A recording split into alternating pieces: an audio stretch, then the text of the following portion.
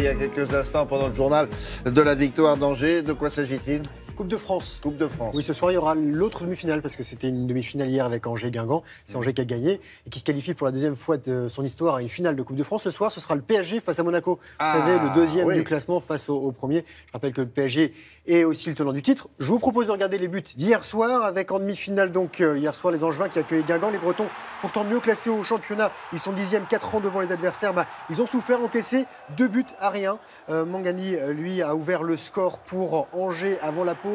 Et dans les dernières secondes, c'est Toko Ekambi qui double la mise.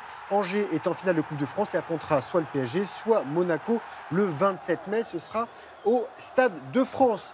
Encore un petit mot de foot, William, avec du foot espagnol. Ce garçon, avec sa nouvelle coupe de cheveux, Antoine Griezmann et ses copains de l'Atlético Madrid se sont inclinés 1-0 face à Villarreal lors de la 34e journée de Liga. But de Soriano. Les Madrilènes sont actuellement 3e du classement et peut-être plus pour longtemps. Les premiers poursuivants, le FC Séville, ils sont 3e. Villarreal est 5e. Le Barça et le Real sont en tête de ce classement espagnol. Il a marqué avec le genou, il me semble. Oui, avec le genou. Bon. Ça marche aussi. Ça marche aussi, c'est permis. Quoi d'autre? On a du basket avec Nanterre qui obtient son 2e titre européen et ils ont gagné leur 2e coupe de la saison. Regardez les Nanterriens, 2 ans après l'Euro Challenge, Nanterre remporte la FIBA Europe Cup. C'est la 4e compétition européenne des clubs dans la hiérarchie du basket. Et en finale, les Franciliens ont battu Chalon-sur-Saône. À l'aller, les deux clubs avaient terminé sur un match nul. Et là, hier soir, les Nanterriens se sont imposés 82-79.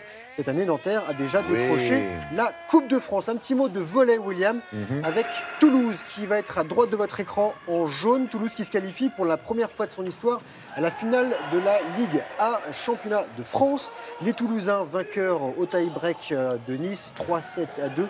Ils affronteront ces Toulousains en finale, soit Chaumont, soit Ajaccio. Un petit mot de cyclisme avec le Tour de Romandie, c'est en Suisse, dans la commune d'Aigle, avec un prologue de 4 km. Victoire et maillot de leader pour l'Italien Fabio Fellinet, le premier Français. Le Bon est, lui, 9e.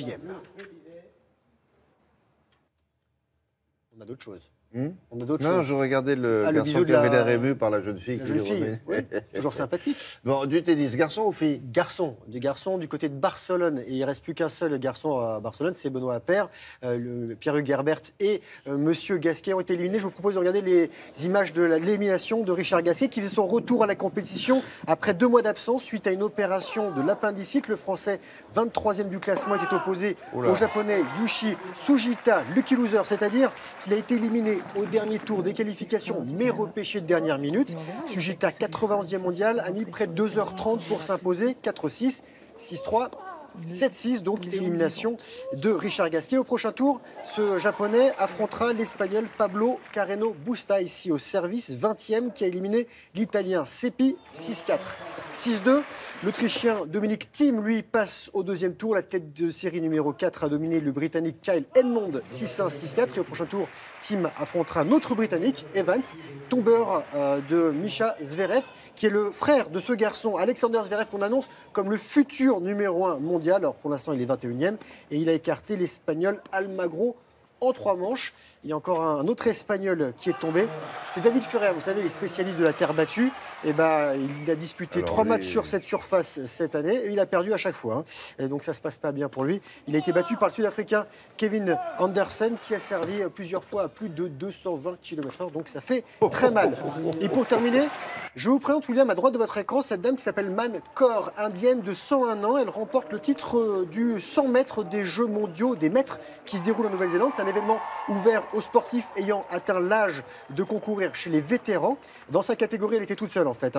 La centenaire Man Kaur a été la plus rapide, donc 74 secondes pour 100 mètres. C'est quand même 1 minute et 4 secondes de plus que Usain Bolt. Elle est très contente. Et elle s'est mise au sport à l'âge de 93 ans pour accompagner son fils sur cette compétition. Donc il n'y a pas d'âge. Oui, il faut que je m'y mette un petit peu maintenant au sport. Voilà, c'est ça. Et pas Sharapova pour l'instant, pas sûr que ce soit là tout de suite, Sharapova. Sharapova qui revient d'après... Après des problèmes de dopage. Oui, c'est ça. Voilà. Merci beaucoup.